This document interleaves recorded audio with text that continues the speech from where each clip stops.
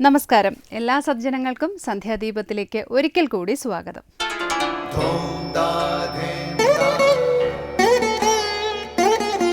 ശുഭം ഭവതു കല്യാണമായുസാരോഗ്യവർദ്ധനം സർവദുഃഖ വിനാശായ സന്ധ്യാദീപം നമോസ്തുതേ.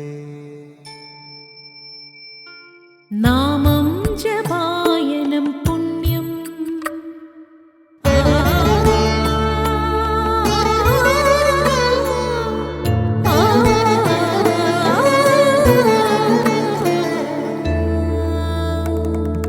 നാമം ജപായനം പുണ്യം നിരുപമദീപാങ്കുരം പോലെ സ്വരശ്രുതിലയവരമതുലം ദീവാങ്കണം മോക്ഷസംഗീതസാരം നീളും വഴിത്താരയിൽ ജീവതാരം മന്ത്രാലാപം മായാവിൻ നിൻ പ്രസാദം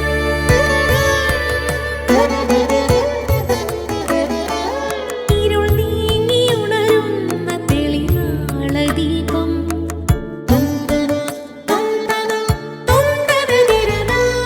ഇരുൾ നീങ്ങിയുണരുന്ന തെളിനാളദീപം പ്രണവാമൃതം ചൊരിയുന്ന ദീപം ദീപം ദീപം ദീപം ദീപം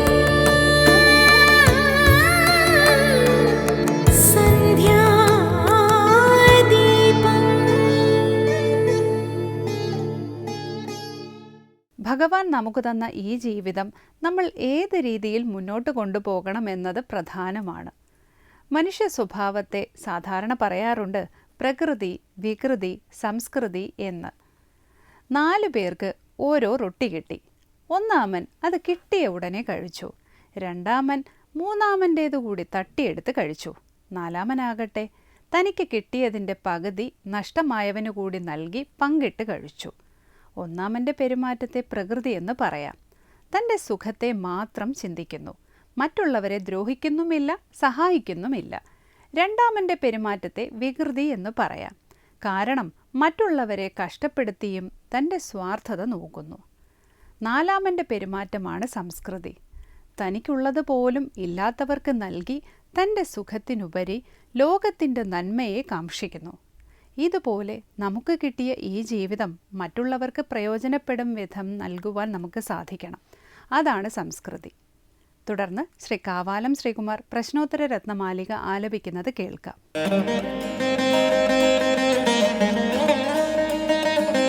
കിം പാരമാർത്ഥികം സ്യാദദ്വൈതം ചാജ്ഞതാ കുതോ നാദിഃ വപുഷശ്ച പോഷകം കിം പ്രാരബ്ധം ചാനദായി കിം ചായുഃ.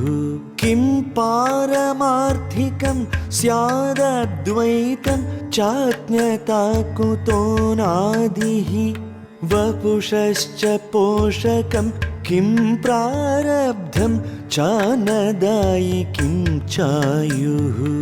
അടുത്തതായി ശങ്കരസ്തോത്രാമൃതം. ശ്രീ ശങ്കരാചാര്യരുടെ പ്രശ്നോത്തര രത്നമാലികയിലെ 60-ാം ശ്ലോകത്തിലെ ഒരു ചോദ്യം ശരീരത്തെ പോഷിപ്പിക്കുന്നത് എന്താണ് എന്നാണ്. പ്രാരാബ്ധം എന്നാണ് ആചാര്യൻ നൽകുന്ന മറുപടി. സഞ്ചിത കർമ്മം, പ്രാരാബ്ധ കർമ്മം, ആഗാമി കർമ്മം തുടങ്ങി കർമ്മചക്രങ്ങളെക്കുറിച്ച് സ്വാമി ചിദാനന്ദപുരി വ്യാഖ്യാനിക്കുന്നത് നമുക്ക് കേൾക്കാം.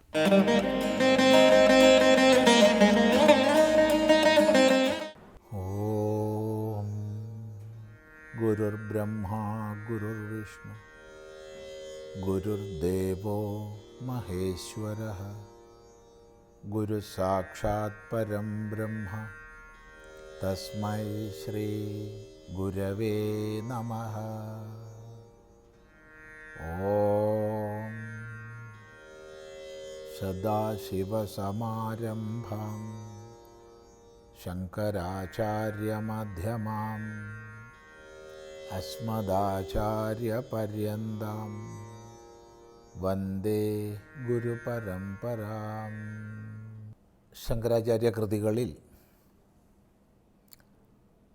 പ്രശ്നോത്തര രത്നമാലികയിൽ 60-ാമത്തെ ശ്ലോകമാണ് ശ്രദ്ധിക്കുന്നത്. അവിടെ അവസാനം ചോദിച്ചത് വപുഷശ്ച പോഷകം കിം എന്നാണ്. വപുസ്സിനെ പോഷിപ്പിക്കുന്നത് എന്താണ്? വപുഷഹ, വപുസ്സിൻ്റെ. വപുസ് എന്ന് പറഞ്ഞാൽ ശരീരം. അപ്പോൾ ശരീരത്തിൻ്റെ പോഷകം, പോഷിപ്പിക്കുന്നത് എന്താണ്? എന്താണ് ശരീരത്തെ പോഷിപ്പിച്ച് നിർത്തുന്നത്? മറുപടി പ്രാരബ്ധം. പ്രാരബ്ധം എന്ന് പറഞ്ഞാൽ വർദ്ധിച്ച തോതിൽ ആരംഭിച്ചതെന്തോ അത്. പ്രകർഷേണ ആരബ്ധം, ആരംഭിച്ചത്. അതായത് നമ്മൾ ഈ ശരീരത്തിൽ ഇരുന്നു കൊണ്ട് ഏതുപാധിയാൽ ഏതൊരു കർമ്മം ചെയ്താലും, അത് സൽക്കർമ്മം എന്ന് പറയപ്പെടട്ടെ, ദുഷ്കർമ്മം എന്ന് പറയപ്പെടട്ടെ, അത് സ്ഥൂല ശരീരം കൊണ്ടാകട്ടെ, വാക്കുകൊണ്ടാകട്ടെ, മനസ്സുകൊണ്ടാകട്ടെ, ഏതൊരു കർമ്മം ചെയ്യുമ്പോഴും അതിനനുസൃതമായ ഒരു സംസ്കാരം നമ്മളിൽ പതിയും. ഈ സംസ്കാരം അത് സൂക്ഷ്മ ശരീരത്തിലാണ് ശേഖരിക്കപ്പെടുന്നത്. അത് വാസനയായിട്ട് പരിണമിക്കും. വാസനയ്ക്കനുസരിച്ച് വീണ്ടും കർമ്മം ചെയ്തേ മതിയാവും. ആ കർമ്മത്തിന് വീണ്ടും സംസ്കാരം ഉണ്ടാവും. അത് വീണ്ടും വാസനയെ ജനിപ്പിക്കും. അത് വീണ്ടും കർമ്മത്തെ പ്രേരിപ്പിക്കും. ഇങ്ങനെ കർമ്മം, സംസ്കാരം, വാസന എന്നുള്ള രീതിയിൽ കർമ്മചക്രം മുന്നോട്ട് പോവുകയാണ്. ഈ ആലേഖനം ചെയ്യപ്പെടുന്ന കർമ്മങ്ങൾ ജന്മങ്ങളിലേക്ക് തുടരും. അങ്ങനെ ജന്മങ്ങളിൽ നിന്ന് ജന്മങ്ങളിലേക്ക് കർമ്മത്തിൻ്റെ തുടർച്ചയെ ചർച്ച ചെയ്യുമ്പോഴാണ് നമ്മൾ കർമ്മത്തിലെ വ്യത്യസ്ത വിഭാഗങ്ങളെ പഠിക്കേണ്ടി വരുന്നത്. അവയെ സഞ്ചിതം, പ്രാരബ്ധം, ആഗാമി എന്നിങ്ങനെ പറയും. അനേക ജന്മങ്ങളിലൂടെ ചെയ്ത കർമ്മങ്ങളുടെ സംസ്കാരങ്ങൾ, ഫലരൂപങ്ങൾ ശേഖരിക്കപ്പെട്ടത്, സഞ്ചയിക്കപ്പെട്ടത്, അതാണ് സഞ്ചിത കർമ്മം. എത്ര ജന്മജന്മാന്തരങ്ങളുടെ കർമ്മം എന്ന് പറയാൻ വയ്യ. അത്രക്കേറെ ജന്മങ്ങളുടെ കർമ്മങ്ങൾ സമാഹരിക്കപ്പെട്ടതാണ്, സഞ്ചയിക്കപ്പെട്ടതാണ് സഞ്ചിത കർമ്മം. ഈ സഞ്ചിത കർമ്മത്തിൽ നിന്ന് വളരെ ചെറിയൊരു പങ്കാണ് ഒരു ജന്മത്തിൻ്റെ ആരംഭകമാവുന്നത്. അങ്ങനെ ഒരു ജന്മത്തിൻ്റെ ആരംഭകമായിട്ട് പ്രത്യേകം മാറ്റപ്പെടുന്ന കർമ്മമാണ് പ്രാരബ്ധ കർമ്മം. പ്രാരബ്ധമനുസരിച്ച് നമ്മൾ ജീവിക്കുന്നു, കർമ്മം ചെയ്യുന്നു, സംസ്കാരം ആർജിക്കുന്നു, വാസനയെ സ്വരൂപിക്കുന്നു, അതിനനുസരിച്ച് വീണ്ടും കർമ്മം ചെയ്യുന്നു, അങ്ങനെ പോകുന്നു.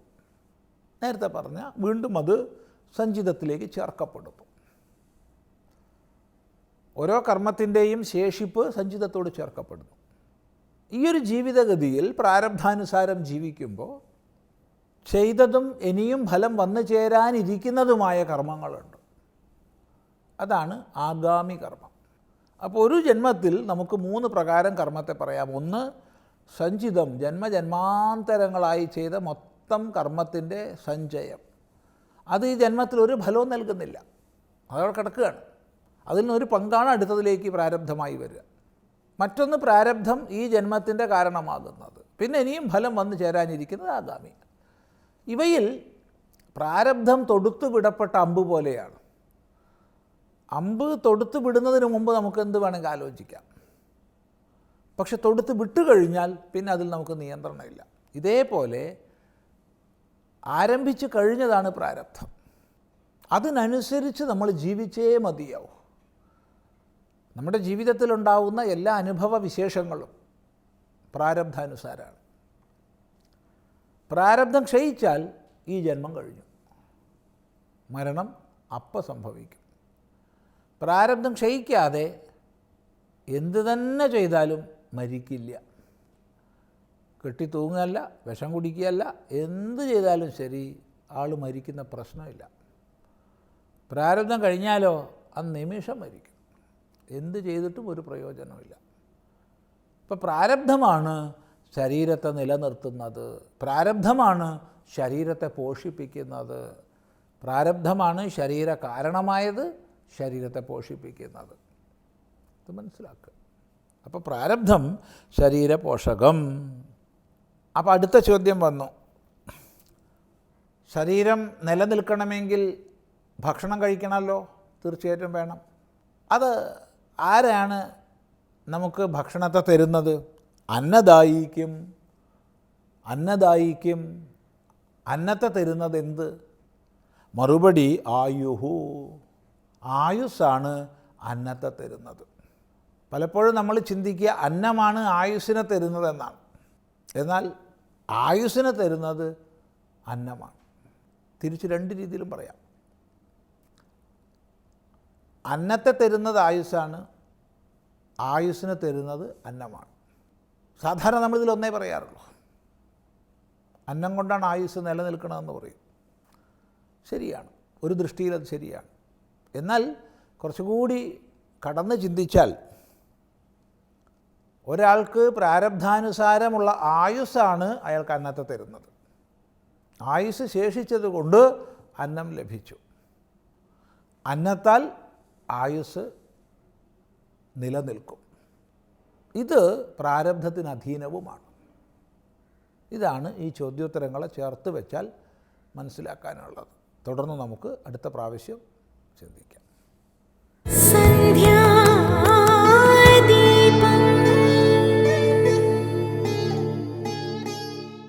അടുത്തതായി സനാതനധർമ്മം.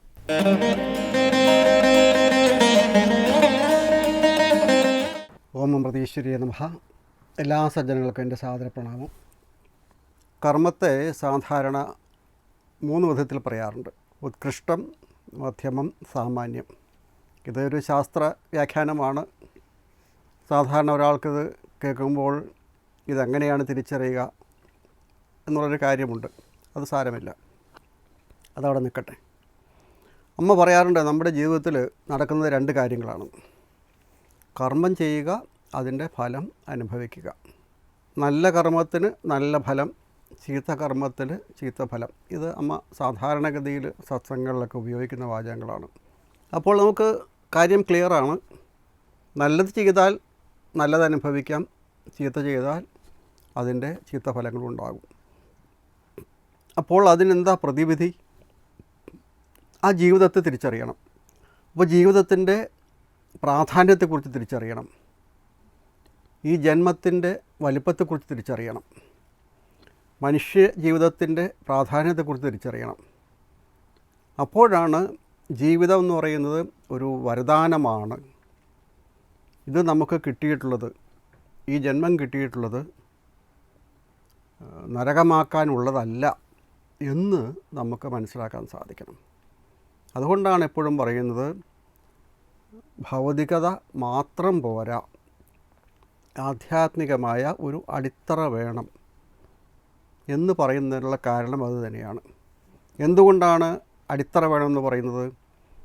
നാം ചെയ്യുന്ന എല്ലാ കർമ്മങ്ങളും എല്ലാ പ്രവൃത്തികളും ഇതെല്ലാം തന്നെ കാണുന്ന ഒരു ശക്തി ഉണ്ട് എന്നുള്ളൊരു ബോധ്യം നമ്മുടെ ഉള്ളിൽ വേണം. എന്തു തന്നെ ചെയ്താലും അതിനെക്കുറിച്ച് ധാരാളം കഥകളൊക്കെ നമ്മൾ ഉദാഹരണങ്ങൾ പറയാറുണ്ട്. അപ്പം നമ്മൾ ചെയ്യുന്നത് എത്ര ചെറിയ കർമ്മമാണെങ്കിലും ഇത് കാണുന്ന ഒരു മഹത് ശക്തി ഉണ്ട് എന്നുള്ളൊരു ബോധ്യം നമ്മുടെ ഉള്ളിൽ വന്നാൽ നമ്മുടെ കർമ്മങ്ങൾക്ക് ഒരു ശ്രദ്ധയുണ്ടാകും, അതിനെക്കുറിച്ചുള്ളൊരു ബോധം നമുക്കുണ്ടാകും. അപ്പോൾ എല്ലാ കർമ്മത്തിനും ഫലമുണ്ട്, അല്ലെങ്കിൽ ആ ഫലം അതിനെ അടിസ്ഥാനപ്പെടുത്തിയാണ് എന്നുള്ളതിന് അമ്മ പറയാറുണ്ട് ഉദാഹരണങ്ങൾ ധാരാളമുണ്ട്. ഒരു ഉദാഹരണം, പാഞ്ചാലി വസ്ത്രാക്ഷേപം നമുക്ക് എപ്പോഴും പലപ്പോഴും നമ്മൾ പല കഥകളിലും കേൾക്കുന്നതാണ്. ആ ഒരു വളരെ അധിക്ഷേപകരമായിട്ടുള്ള സംഭവം നടക്കുന്ന സമയത്ത് ഭീഷ്മ പിതാമഹൻ എന്ന് പറയുന്ന അദ്ദേഹം അവിടെ മിണ്ടാതിരിക്കുകയാണ് ചെയ്യുന്നത്. അപ്പോൾ ആ കർമ്മത്തിൻ്റെ ഫലമായിരിക്കാം അദ്ദേഹത്തിന് ശരശയ്യയിൽ കിടക്കേണ്ട ഒരു സാഹചര്യവും വന്നു. അപ്പോൾ കർമ്മങ്ങളുടെ എല്ലാം ബന്ധത്തെയും അതിൻ്റെ ഫലത്തെയും കാണിക്കുന്ന ഒരുപാട് സന്ദർഭങ്ങൾ നമുക്ക് നമ്മുടെ ഇതിഹാസങ്ങളിലും പുരാണങ്ങളിലും എല്ലാം നമുക്ക് കാണാൻ സാധിക്കുന്നുണ്ട്. അധർമ്മം കണ്ടാൽ അതിനെ ചൂണ്ടിക്കാണിക്കുക മിണ്ടാതിരിക്കുന്നതും ധർമ്മമാണെന്ന് അപ്പോഴും പറയും. അമ്മ പറയുന്നതാണ്. അത് കണ്ടിട്ട് മിണ്ടാതിരിക്കുന്നത് അധർമ്മത്തിന് കൂട്ടുനിൽക്കുന്നതിന് തുല്യമാണ് എന്ന് പറയും. ചുരുക്കത്തിൽ നമ്മുടെ കർമ്മങ്ങളെല്ലാം തന്നെ വളരെ ശ്രദ്ധയോടെ ചെയ്യേണ്ടതാണ് എന്നാണ് താല്പര്യം. എന്തുകൊണ്ടെന്നാൽ നമ്മുടെ ഈ ജീവിതത്തിൽ, ഈ ജന്മത്തിൽ ജ്ഞാനസ്വരൂപമായിട്ടുള്ള അല്ലെങ്കിൽ മൃത്യുരഹിതമായിട്ടുള്ള മുക്തിയാണ് പ്രാപിക്കേണ്ടത് എന്നുള്ളതാണ് പരമമായ സത്യം. അത് നമ്മൾ ഉൾക്കൊണ്ടാലും ഇല്ലെങ്കിലും ശരി, ഏറ്റവും അവസാനം, അതായത് നേടേണ്ടതായിട്ടുള്ള പരമമായ ലക്ഷ്യം അത് തന്നെയാണ്. പക്ഷെ അത് ഒരു ദിവസം കൊണ്ട് നമുക്ക് സാധ്യമല്ല. ഒരു ദിവസം കൊണ്ട് നേടണമോ അല്ലെങ്കിൽ ഒരു കാര്യം കൊണ്ട് നേടണമെന്നോ എന്ന് നമുക്ക് ചിന്തിക്കാൻ സാധിക്കുകയില്ല. ഇപ്പോൾ നമ്മൾ പട്ടണത്തിലേക്ക് പോകുന്ന വഴിക്ക് പല വഴികളുണ്ടാകാം. പക്ഷേ പ്രാപ്യസ്ഥാനത്ത് എത്താൻ വേണ്ടി നമുക്ക് വഴി വേണം, വഴി തിരിച്ചറിയണം.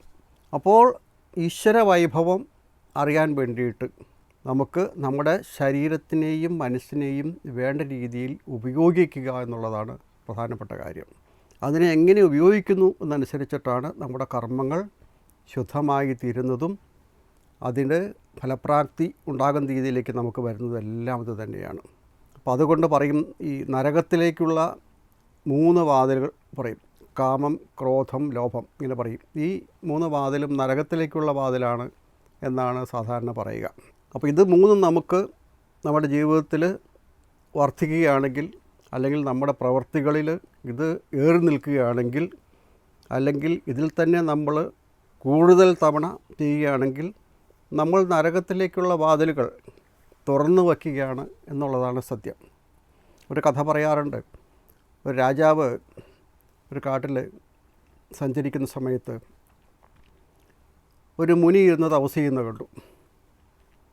അപ്പോൾ രാജാവ് അവിടെ ചെന്ന സമയത്ത് മുനി രാജാവിനെ ഒന്നും ശ്രദ്ധിക്കാതെ ഇരുന്ന് തപസ് ചെയ്യുകയാണ്. രാജാവ് ചോദിച്ചു, അങ്ങയോ അല്ലയോ മുനീഷ്, സ്വർഗത്തിലേക്കുള്ള വഴി ഏതാണെന്ന് ചോദിച്ചു. പക്ഷെ മുനി ഒന്നും മിണ്ടിയില്ല, മിണ്ടാതിരുന്നു. ദേഷ്യം വന്ന രാജാവ് വാൾ ഊരിയെടുത്തു, മുനിയെ കൊല്ലണം എന്നുള്ള ഭാവത്തിൽ. അപ്പോൾ ആ മുനി പറഞ്ഞു, നരകത്തിലേക്കുള്ള വാതിൽ തുറന്നിട്ടുണ്ട് എന്ന് പറഞ്ഞു. പെട്ടെന്ന് രാജാവിന് മനസ്സിലായി താൻ ചെയ്തൊരബദ്ധമായി പോയി എന്ന്. ഉടനെ രാജാവ് വാള് ഉറയിലേക്ക് ഇടുകയും മുനിയോട് ക്ഷമാപണം ചെയ്യുകയും ചെയ്തു. അപ്പോൾ മുനി പറഞ്ഞു, ഇപ്പോൾ സ്വർഗത്തിൻ്റെ വാതിൽ തുറക്കുകയാണ് എന്ന് പറഞ്ഞു. ഇതിൽ നിന്ന് നമുക്ക് എന്താണ് മനസ്സിലാക്കാൻ സാധിക്കുന്നത്? നമ്മുടെ ക്രോധം, അനാവശ്യമായുള്ള ക്രോധം, നമ്മുടെ വീണ്ടും വിചാരമില്ലാത്ത പ്രവൃത്തി, ഇതെല്ലാം ഈ 2 വാതിലുകളിൽ ഏത് വാതിൽ തുറക്കണമെന്നുള്ള കാര്യത്തിൽ നമ്മുടെ കർമ്മങ്ങൾ നമ്മളെ കൊണ്ട് ചെന്നെത്തിക്കും എന്നുള്ള കാര്യമാണ് നമുക്കിവിടെ തിരിച്ചറിയാൻ സാധിക്കുന്നത്. അപ്പോൾ ഈശ്വര തത്വം ഉൾക്കൊണ്ടുകൊണ്ട്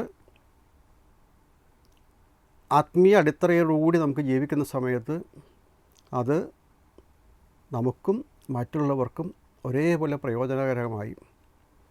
ആധ്യാത്മികമായ ചിന്ത വളരുമ്പോൾ പലതിൻ്റെയും വ്യർത്ഥത നമുക്ക് തിരിച്ചറിയാൻ സാധിക്കും.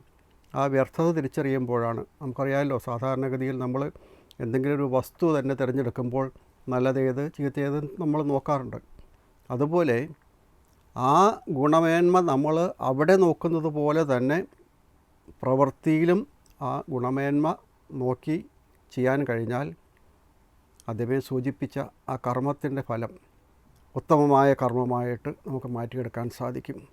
ആ കർമ്മങ്ങളാണ് നമ്മളെ എല്ലാ കാലത്തേക്കും പുരോഗതിയിലേക്ക് നയിക്കുന്നത്.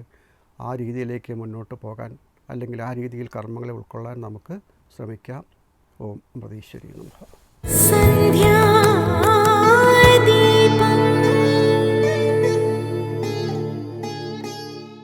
തുടർന്ന് ദീപാരാധനയാണ്. ക്ഷേത്ര സന്നിധിയിലെത്തി മംഗളാരതി തൊഴുത് ഇന്നത്തേക്ക് മടങ്ങാം. എല്ലാവർക്കും നമസ്കാരം.